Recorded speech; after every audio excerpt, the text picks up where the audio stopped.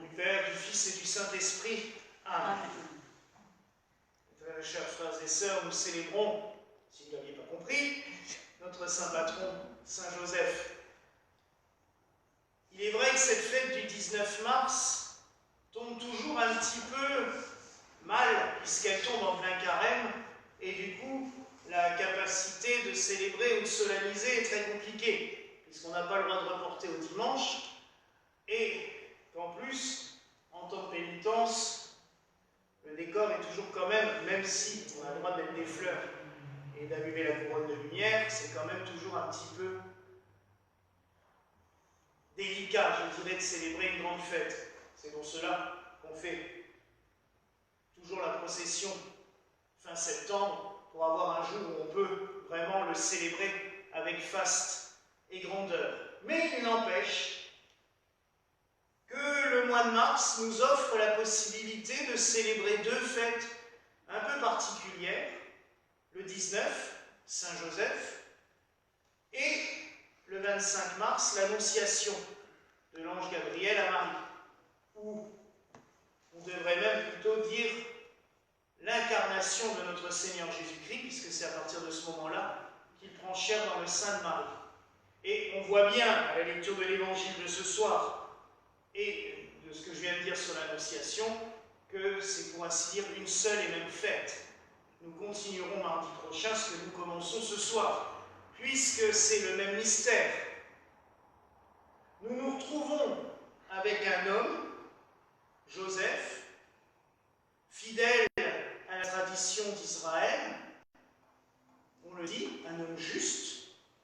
Donc être juste dans la tradition des Hébreux, c'est être quelqu'un qui respecte non seulement la règle et la loi, mais surtout qui le fait avec son cœur et qui va faire quelque chose de beau, d'excellent, non pas qu'aux yeux des hommes, mais aux yeux de Dieu. C'est d'ailleurs, après la Shoah, ceux qui auront sauvé les Juifs deviendront des justes. Joseph, lui, est déjà considéré comme un juste dans la population. Comment a-t-il rencontré Marie? Il y a plusieurs hypothèses. Pour moi, la plus certaine, c'est que comme il était maître d'œuvre, puisque en grec, tekton, ça va plus loin que juste le terme de charpentier qu'on a réduit en français, tekton, c'est un maître d'œuvre en grec, donc il avait sans doute des capacités beaucoup plus grandes, et il y avait deux grands chantiers à l'époque, la ville de Séphoris, à quelques kilomètres de Nazareth, ou la reconstruction du temple de Jérusalem par Hérode. Sachant que Marie était pensionnaire au temple de Jérusalem, on peut sans aucun problème faire l'hypothèse où ils se sont rencontrés. Il est, comme disent nos amis québécois, puisque c'est là-bas qu'on célèbre le plus Saint-Joseph, il est tombé en amour pour Marie. Et là, il n'y a pas de doute à avoir. Quand on voit tout ce qu'il a passé et supporté, c'est qu'il aimait vraiment et sincèrement Marie. Il se retrouve donc avec une fiancée qui, au bout de quelques mois, lui annonce qu'elle est enceinte de l'Esprit Saint. Je persiste à dire que l'on peut être le plus saint des hommes, il faut quand même pouvoir l'avaler. Et je pense que n'importe qui, même avec un niveau de sainteté très haut, sur le coup, aurait quand même des doutes. Il se dirait, mais est-ce qu'on n'est pas en train de me mener à bateau? Est-ce qu'on n'est pas en train de me raconter n'importe quoi? La preuve aussi qu'il avait besoin qu'on ravive sa confiance, c'est que l'ange vint le voir. Gabriel, après être venu voir Marie et lui annoncer ces grands événements, va voir Joseph en lui disant « T'inquiète pas, n'aie pas peur. Ce qui vient en Marie est bien de Dieu. Aie confiance. » Et ça, vous voyez mes frères et sœurs, je trouve que c'est quelque chose d'extrêmement beau. Parce que la foi, elle a besoin des fois de choses concrètes. On est des êtres humains. On est des êtres charnels et on a besoin de choses concrètes, on ne peut pas se contenter, même si je sais que la Bible le dit à plusieurs reprises, qu'il faut croire en esprit et en vérité, que même le Christ nous a dit « Heureux celui qui croit sans avoir vu », mais c'est des fois quand même compliqué. Et la preuve, Joseph, juste d'Israël, a lui aussi des doutes. Malgré sa foi, malgré son engagement, il se pose des questions. Et ça nous montre que chacun d'entre nous, nous pouvons avoir ces questionnements. Nous pouvons avoir ces craintes. Et je vous dirais même que malgré les signes, nous pouvons quand même encore avoir peur des fois. C'est normal. On n'est que des humains. On n'est pas Dieu. On est appelé à la sainteté, on est appelé à approcher au plus près de la divinité, mais nous ne le sommes pas.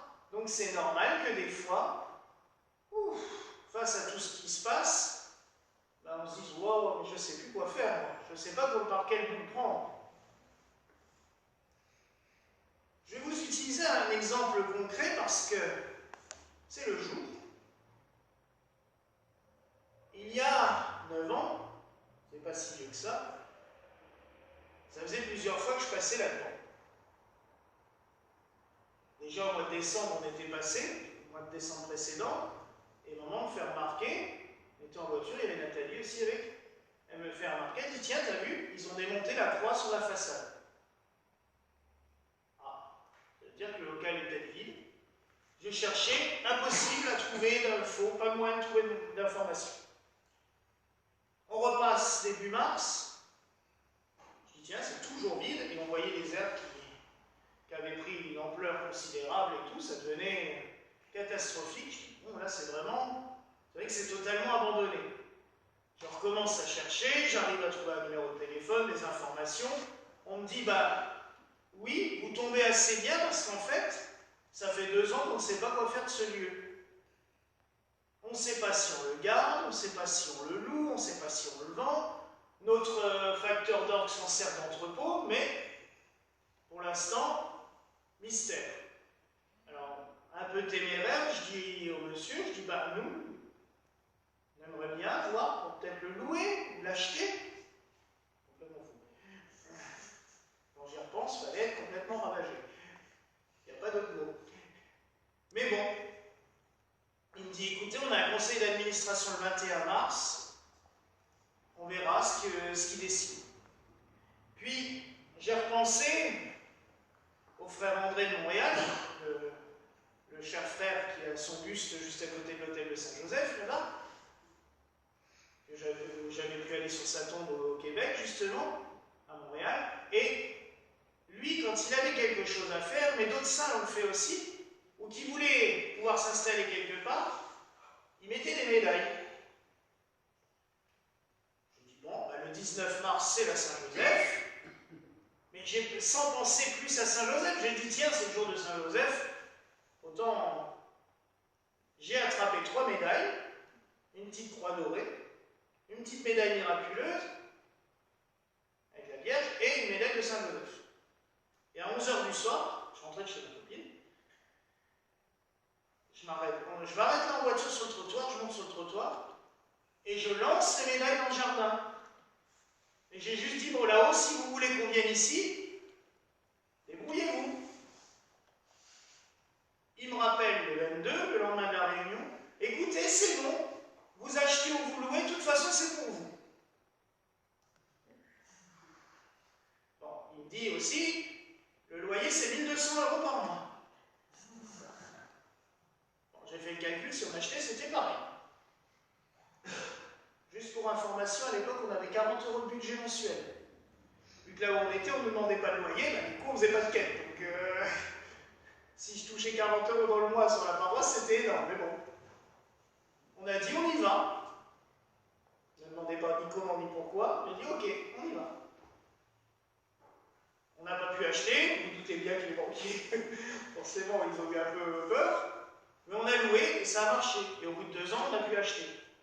Et c'est qu'au bout de 2 ans de doute, de peur, parce qu'on a engagé des travaux énormes, et on était en bail précaire, ils pouvaient nous foutre dehors. Quand ils voulaient, sans préavis, sans rien. Et quand on a fait les calculs, on avait fait plus de 30 000 € de travaux en tout. Hein. Donc, commençait un petit peu à... Bon, une partie nous a été remboursée par le propriétaire parce que justement, il y avait eu des dégâts qu'ils n'avaient pas réglés avant de prendre, mais quand même, c'est dit... je me souviens même que Loïc, qui nous a aidé beaucoup pour les travaux, avait dit « De toute façon, s'ils nous foutent dehors, je fous le feu avant de partir. Hors de question que quelqu'un profite des travaux que j'ai faits. » Je pouvais le comprendre, mais bon. Et donc, en 2018, je demande à Saint-Joseph, parce que ce statut qui est dans l'hôtel maintenant est déposé là-haut sur la niche, sur la sellette, je lui dis « Si tu veux qu'on reste ici, débrouille-toi. » Parce que j'ai oublié de vous préciser, c'est qu'en été 2016, on a fait les travaux. On a commencé déjà par déblayer le jardin, pour essayer d'y voir clair. On a installé l'hôtel de la Vierge dehors. Il y en a une qui a tout de suite commencé à planter des fleurs. On a retrouvé la croix, la médaille de Marie, la médaille miraculeuse, mais la médaille de Saint-Joseph, depuis le temps, je n'ai toujours pas retrouvé. On a retourné le jardin en fond en compte depuis, parce que... Et c'est là qu'en 2018, je me suis dit, tiens, je vais quand même lui demander. Donc je lui ai dit, maintenant débrouille-toi. Bon, après, il y a eu plein de choses, on a pu acheter. Donc les signes sont là. On a construit, après la station, on l'a mise ici, on l'a couronnée. Les fidèles ont commencé à mettre des petits papiers en dessous. Maintenant, on ne voit presque plus la statue. Je suis obligé de la déblayer à peu près une fois par mois pour arriver à ce qu'on voit encore les visages de Jésus et Joseph. Donc les signes sont là. Mais c'est pas pour ça qu'il n'y a pas des jours où on ne doute pas. Hein. Qu'il n'y a pas des jours où on se dit oui, ils sont gentils, d'accord, il faut avoir confiance, mais c'est dur. La foi, mes frères et sœurs, c'est extrêmement compliqué. On l'a, mais il y a des fois, on doute. Il y a des fois, on a du mal. C'est normal. Ça fait partie de l'être humain. Il nous montre des signes. Il y a des fois aussi, on ne les voit pas. On n'arrive pas à les voir. On se retrouve un peu envahi par tout le reste. Vous savez, là, les ronces dont on a parlé plusieurs fois là, dans les évangiles des derniers temps, là, qui envahissent et qui étouffent tout. Ben, des fois, c'est ça. Et Saint Joseph, la preuve, il en a eu aussi des doutes. Et c'est pour cela qu'il est le plus à même aussi à comprendre nos problèmes. Et si vous êtes aussi nombreux, même cet après-midi, on a eu des gens qui sont passés, bon, c'est là Saint Joseph, qui sont venus mettre des petits mots. Parce que, voilà, même si on sait que des fois ben, on a du mal, on garde cette confiance et on lui demande. Et franchement, moi je me dis que si la niche est aussi pleine de petits papiers, que s'il y a 3 caisses de papier sous l'autel, parce que je ne les jette jamais, je les garde et je les mets dans les caisses sous l'autel. Je tire l'autel, je relève une caisse et je mets dedans et je remets. Et s'il y en a eu autant depuis 2018, c'est que ça doit quand même un peu marcher. Et je sais, parce que j'ai discuté avec chacun d'entre vous, que c'est des fois rapide, des fois non. La patience, oui, ça, il adore la patience, mais moi je ne l'ai pas. Mais bon. Mais je sais que pour certains aussi, ça a été des fois ultra rapide. Demander le matin, exaucer l'après-midi. Et il y en a dans plusieurs cas. Puis il y a des fois, ben, c'est pas tout de suite. Et regardez Saint Joseph, il a accepté de prendre Marie chez lui, c'est pas pour ça que tous ces problèmes se sont évanouis du jour au lendemain.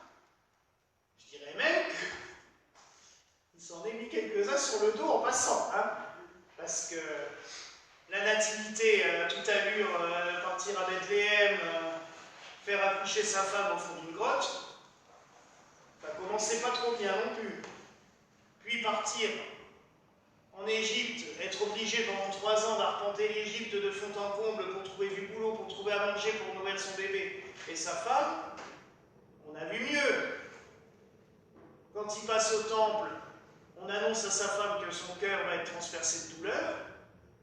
Wow, ça fait rêver, non? Mais il a gardé le courage. Il est resté présent. Et moi, c'est ça qui m'a toujours plu dans Saint Joseph. Et comme vous l'avez compris, je ne l'avais pas prévu particulièrement de le vénérer ou de le mettre à l'honneur. C'est lui qui s'est installé. Je rappelle que l'église, à l'origine, elle était toujours marquée sur la porte, dédiée à Notre-Dame des Sept Joies. Saint Joseph, voilà, à part avoir racheté une statue et l'avoir posée ici, c'est tout ce que j'avais fait. Hein. Mais c'est lui qui a décrété comme quoi, lui, il voulait qu'on le prie. Et il a fait pareil à Montréal avec le frère André. Le frère André s'est laissé porter. Il avait une petite statue, une petite lampe à huile, dans l'entrée de son collège. C'était lui le gardien du collège, donc il avait une petite une loge de concierge. Il a mis une statue là, puis un jour, pour soigner quelqu'un, il a pris de l'huile dans la lampe, il en a massé sur la jambe du monsieur, le lendemain, le monsieur, il gambadait. Donc il l'a dit à peu près à tout le quartier chez lui. Ce qui fait que le lendemain, le frère André avait tout le quartier qui défilait dans sa loge de concierge. À tel point qu'au bout de 6 mois, les pères du collège en avaient ras la casquette. Les parents qui hurlaient en demandant si c'était un collège ou si c'était un dispensaire ou un sanatorium. Donc ils ont pris le frère André, sa statue, ses flacons d'huile, et ils l'ont jeté dehors. Il a dû s'installer dans la cabane du tramway qui était juste devant. Donc il s'est installé là-dedans. Puis regardez, de l'autre côté de la route, il y avait la montagne, qu'on appelle le Mont-Royal. Il s'est dit, oh, petite chapelle, là, ça serait pas mal. Il a construit, au bout d'un moment, on lui a autorisé, parce que les pères du monastère étaient propriétaires, ils lui ont autorisé un petit oratoire suspendu à un arbre, une statuette dedans. Un an après, on construisait une chapelle en bois. Un an après, on commençait la construction d'une crypte. Et en 1937, quand il est mort, il y avait le chantier de la plus grande basilique d'Amérique, du continent américain. C'est encore l'une des plus grandes églises du monde. Ça s'appelle toujours l'oratoire en souvenir de la petite chapelle, mais, et pour information, c'est la seule, je l'ai déjà raconté à certains d'entre vous, c'est la seule basilique au monde que j'ai vue où il y a des escalators pour aller d'un étage à l'autre tellement c'est grand. Parce qu'il y a 3 étages de crypte, il y a à côté il y a un musée, il y a des magasins pour les pèlerins, parce que les pèlerins demandent, il y a des centres d'accueil, des salles de réunion, là ils viennent de reconstruire. En fait, ils ont creusé toute la montagne, du bas jusqu'au sommet, pour pouvoir mettre des locaux à l'intérieur de la montagne, pour que les pèlerins puissent être hébergés et qu'on puisse s'en occuper. C'est immense. Donc maintenant, en plus des escalators, il y a des ascenseurs dans la basilique. C'est gigantesque. Et juste pour information, à la mort du frère André, en 1937, il y a eu 3 millions de personnes qui sont passées devant son cercueil. En venant le vénérer lui, c'était Saint Joseph aussi qu'ils honoraient. Mais pour dire, je n'ai pas prévu qu'il y ait autant de monde ici, hein. Mais pour dire que la foi en Saint Joseph, c'est énorme. Mais des fois, on doute. Le frère André a failli se faire foutre dehors 10 fois de sa communauté. Parce qu'en fait, ce monde, tout ce tralala, ça renquiquinait ses frères. À un moment donné, ils avaient même pensé à le muter à Memramcook. Vous regarderez sur une carte, c'est paumé au bord de la mer, au nord du Canada, là où il fait le plus froid, le plus humide, le plus moche. Et il y a un frère qui a dit, mais vous n'avez pas encore compris que même si on le mutait au Groenland, les gens suivraient parce que c'est Saint Joseph qui suit. Et ils n'avaient pas tort. Donc oui, mes frères et sœurs, tout ce que j'aimerais que nous retenions ce soir, c'est que Saint Joseph, il est là. Il est là. Il est avec nous. Il nous soutient, il nous guide. Alors oui, des fois on doute. Oui, des fois c'est un peu compliqué. Des fois il n'est pas très rapide dans les réponses. Même moi je le dis parce que... Mais bon, il est là, et ça je le sais, et je le ressens. Et je sais que tous ceux qui viennent ici, tout au long de l'année, le ressentent aussi. Donc, Prions Saint Joseph, célébrons-le, honorons-le du mieux que l'on peut, et demandons-lui aussi de nous conduire, de nous guider durant ce carême. C'est peut-être pas mal que sa fête tombe quand même en plein carême, pour nous dire, vous voyez, on a l'impression que tout est perdu, que tout est fini, mais il est là, il est près de vous. Alors célébrons Saint Joseph et remercions-le pour tous les cadeaux qu'il nous fait. Voilà la grâce que je nous souhaite en ce soir au nom du Père, du Fils et du Saint-Esprit. Amen.